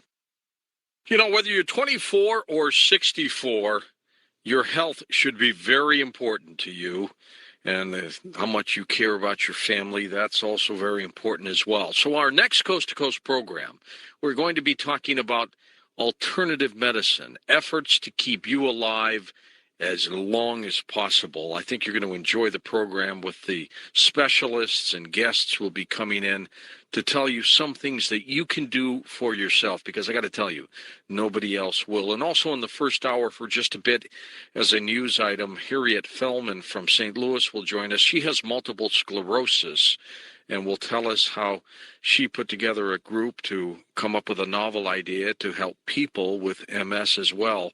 400,000 cases all the time in this country. And we'll be back in a moment with the rest of your calls on Coast to Coast AM. Jordan, the incredible internet sensation movie Zeitgeist has a lot to do with you. Tell me about it. Yes, as a matter of fact, Peter Joseph Morella in New York actually produced that 2-hour sensation that was well over. Last time I looked, about 4 or 5 months ago, it was at 15 million downloads off of Google alone. It's called Zeitgeist, and as a matter of fact, he actually said on a radio talk show that he based the entire work on my work. He based the entire movie on my work, that I inspired him to do that 2-hour video. And I was amazed. I didn't know anything about it. So somebody called and told me, did you know that there's a movie out there called Zeitgeist based on your work? And the guy's name was Peter Joseph Morella, and you can go out and check it out and watch it yourself on the Google. It's called Zeitgeist, Zeitgeist. Isn't there a comic book coming out with you on it, too? You know, I've already got 3 of them out there. Yeah, do you? Okay. Yeah, go on. As a matter of fact, I've got it's right on my home page. If you scroll down, you'll see the whole comic book series. There's a whole comic book series been done on me, and that was amazing to me. I didn't know anything about it until it happened. And there's one thing I want to clarify quickly before I forget it, and I need to do this. When I'm talking about secret societies and fraternal orders, what I am not talking about is your local Masonic lodge. I'm not talking about a Masons in America, because I know I'm glad you're pointing that out, too. Yeah, I know way too many Masons who are dear friends of mine, who are on my side on this issue, who are very concerned about our republic and our country, and they're very, very well aware of all of the dangers facing us in this world. And so I'm not talking about the Masons in America and the Masonic Lodge in your hometown. When I'm talking about secret societies, I'm talking about the real secret societies, these ancient fraternal orders operating in Europe, especially in Italy. There's a lot of stuff been going on in Italy. Of course, you know, for over 2,300 years, Rome has dominated Europe under the Caesars. And then for 1,600 years or so, the Vatican has dominated Europe. So when I'm talking about secret societies, I'm talking mostly and mainly about the occult orders of religion and secret societies in Rome and in Europe that have been causing devastation around the world. And the royalty that's connected behind the scenes to these secret orders that are just decimating the human race on the earth. I'm not talking about the good and decent people here in America who belong to Masonic orders. So I just want to make sure that everyone understands. The guys in the Masonic orders in America I have no problem with at all. I'm talking about some real ancient old things which have been going on in Europe. And think about it. Rome has dominated Europe for over 2,300 years. And Europe has dominated the world for 2,300 years. So not America. We need to look at Europe and all of these ancient occult orders that have been operating behind religions and governments. So, if I may interject, Jordan, go ahead. Where did we get our information, if not from whistleblowing Masonic writers who wrote most of my library? Of course. I mean, so much of what I've been able to glean from my research has come from Masonic writers and brilliant men in American Freemasonry who have given their lives for this country and given knowledge and wisdom to us that we would never have had. So, and besides, you know, go back and look at the Constitution. It was signed by Freemasons. So I'm not condemning Masonic orders in America. And incidentally, that's another very important point. America is the only country in the world ever to have a written constitution which guaranteed our freedom of speech and our freedoms that we have come to rely on. That is very important. That's Jordan, extremely important. Jordan, remember in the Constitution, the Founding Fathers it was the first time in history that they divided the state from the so-called church so that people would have the freedom not only to have religious freedoms, but that it wouldn't infiltrate, the political maneuvering of desperate, despotic, soulless, moralless creatures would not be able to, present themselves as religiously to a religious population who knew better, who was educated. I think the point that we've been making on this show is that people have become so dumbed down, they've forgotten about this, and they are taking these charlatans, these wolves in sheep's clothing, That's exactly who hide right. behind the guise of religion. Yeah, all religion. Our government in America is crawling with secret societies out of Europe, out of Germany. I mean, Skull and Bones, that was a symbol for the Gestapo in Nazi Germany, for God's sakes, wake up. That was the symbol for the Nazi Empire, was Skull and Bones. Yeah, the fasce on the back of the Congress room, as you so many times pointed out, was an old Roman symbol. So we are being controlled and manipulated by exactly the same forces that were operating in Europe for millennia. These people are very smart. That's exactly right. Americans have no idea in the world about the history of Europe and its devastating effect on the whole world. And I'm saying, if you really want to get down to, and this is my opinion based on 48 years of my involvement in this story, look at British royalty today and look at the Vatican and watch the manipulation of an exploitation of the human race by Rome. I'm telling you, there's something very big here. They're telling you in movies like Godfather, and especially Godfather 3, where even in Godfather 3, they show the connections between Mafia, La Cosa Nostra, the underworld, the Black Hand, especially P2, Propaganda Due, the P2 Lodge of Freemasonry. That's in the movie, Godfather 3. Go watch it. And be very, very aware of these pompous, underinformed, or manipulative mainstream shows that try to co-opt the work of people like Jordan, that dumb it down, and then try to tell you that there's no connection between all these different organizations. There's a hydra. Jordan's always explained that it's two hands serving the same brain. Don't fall for this new leaking propaganda that is dealing with this subject matter, but skewing it so that you don't see the truth. In America, actually, what they're doing is they're creating internecine fights between factions, because divide and rule, the British Empire, right? All colonialists, and even those who are trying to colonize your mind, these people don't just colonize countries and nations and wipe out indigenous peoples and destroy all around them. They also try the colonization, as Jordan was talking earlier, about the human mind, the human soul, the human sensibility. That's what they're really feeding on. Exactly. And therefore, these media oracles are in their pocket. Henry Luce was it Knights of Columbus or Knights Templar? Yep. You know, and every media org from Conrad Black to Catherine Graham and the whole Smithsonian institutes that fund all the archaeologists to feed all their lies about the world. We have to be immune to what they're feeding us, because it might look attractive, but they've just co-opted, just exactly like the way you said that in the beginning of the Da Vinci Code, the Langdon character stands up in front of slides that are basically taken straight out of Jordan's early work with no mention and reference to the guy, you know? So, and I've been watching this for a long time, what is going on, and it's sickening to me how many Americans are totally unaware, unread, and are not alert to how this thing is being played. But they're waking up, Jordan, slowly.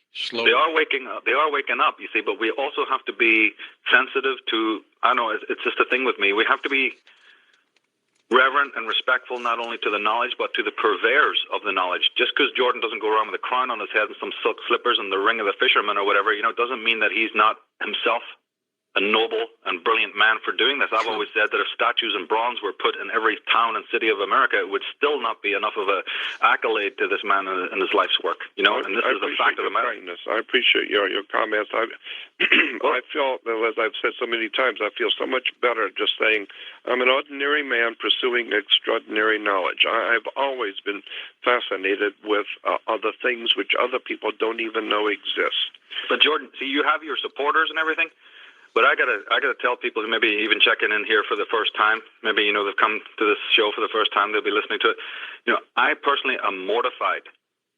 It's the only word I can think of, mortified to my very core, that, you know, you had the treatment that you've had in your own country, and how people have slandered you, and how people have, you know, tried to destroy your reputation and worse, and how they've ripped you off. You know, I know the stories, I've heard it, I've backed it up, I've corroborated it. I'm not going to name any names here, but it's absolutely the only term I can think of is mortifying that such a man, a gentleman as you, a pursuer of knowledge, a servant of truth, could be so mistreated.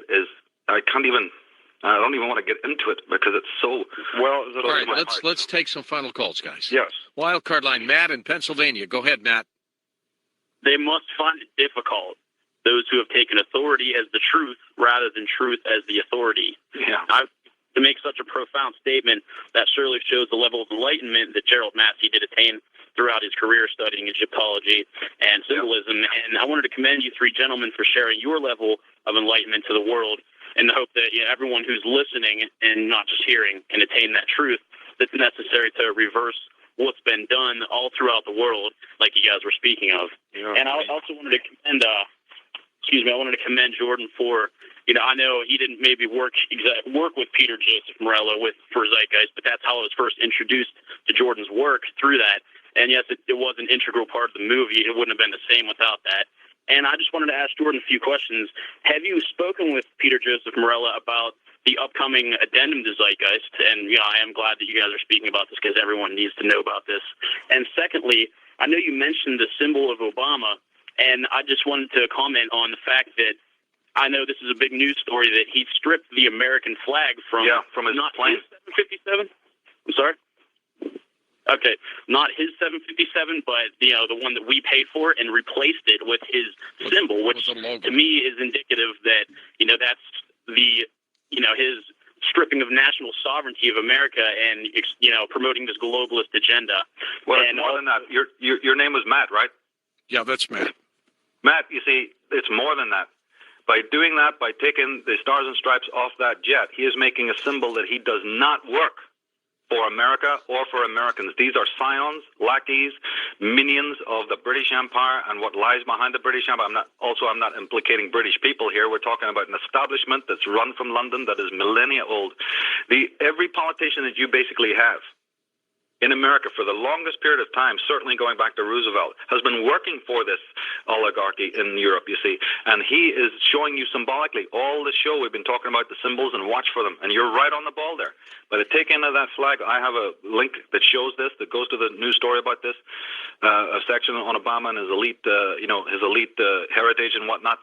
And he is showing the American people in symbolic form. They're not going to say it. These are wolves in sheep's clothing, so of course they'll always come out with the right words, because words can confuse and deceive as well as they can enlighten and instruct. But symbolism, that's your bottom line. That's what you go by.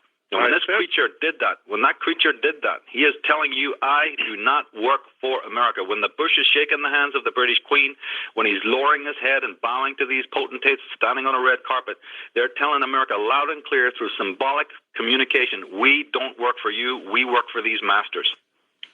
I told you that when I saw Obama's symbol for his campaign, I was absolutely shocked. I know what that symbol means, and virtually nobody around me is aware of what that symbol actually, where it comes from, what it means. But he's not the only one. John McCain knocked me over when he uses terms which I know German secret societies use, and the classic Illuminati terms which Hillary Clinton uses. I think, my God, is there anyone running for office in this country that's actually honest and is not on the take? But if you don't understand the symbols and the words and the terms, and if you're not a student of the occult phrases and how this stuff really works behind the scene, you're never going to figure out who these people really are. But I'll tell you what is going to happen. You're going to wake up one morning and find out it's finished. America is done. It's over. And the American people loved it. They went and voted for it. They couldn't get enough of it. And they didn't realize what the symbols meant. They never saw it coming. Just like the Nazis, the German people just loved it. They had the new roads. They were all eating for the first time. They had all kinds of great new things in Germany. They never figured out what the real name of the tomb was until it was too late. David in British Columbia. Let's take one or two more calls, and we'll wrap things up here. Hi. Hey, go ahead, David, real quickly. Oh, okay. I'm kind of occult practitioner, and had some training or teacher in the early '80s. Anyway, so I wanted to thank your guests for the great work they do. I just wanted to ask, does think it helps, like kind of the ceremonial work that maybe a lot of people like me do to try to bring light into our experience and into our culture and into our human consciousness? If it works for you, it works for everybody else. All you got to worry about, don't worry about when you're dealing with a ritualistic kind of mindset or trying to, bring psychic hygiene and moral hygiene and find your own center, and by using because look how much ritual we're talking about is involved with the royals, you see, and all of the different potentates we've been describing. Look how important ritual is in their life. Of course, it's important to bring elements of ritual into your life. There's nothing negative about it. But, if it works for you, if it gives you stability and you insight, and most importantly, if it strengthens your psychic immunity. I mean, here, how can we talk about political sovereignty in the world, right? And financial sovereignty and all of these other securities if man doesn't have it in his core structure, if man doesn't have it within his soul? The man who's not sovereign within himself, the man who doesn't own his own selfhood, how can that man do any kind of good in the world, politically, charitably, or religiously, or anything else in the world? Nothing but a slave. Michael Tsarion, in as much as I pay you the handsome sum of $0 to appear on the show, get your website out, would you? Thank you, George. Well, the book is on astrotheology.net. The easiest way is just to go to michaeltsarion.net. That's a navigation page to the book and also to the Architects of Control website, which is, the film we've got coming out in a very, very short time. And we've got, of course, you, Jordan, jordanmaxwell.com. Yes, sir. Jordan, I will see you in Santa Maria next weekend. Righto. Okay, my friend. Michael, thank you so much. Thank you very much. Thank you, George. Thanks for the time. And thank you, Jordan. I'm glad I got a moment here to pay homage to you. You're a great man. Keep up the good work. Thank you, Michael, and thank you, George, for having us on. Absolutely. These two guys know what they're talking about in a very difficult subject of symbolism, the occult. They know what they're talking about. For Karis Coburn, Dan Galante, Tom Danheiser, Lisa Lyon, Lex Lonehood, Sean Ladesseur, Ross Mitchell, George Nappy, and pundit and Art Bell, I'm George Norrie. Somewhere out there on Coast to Coast AM,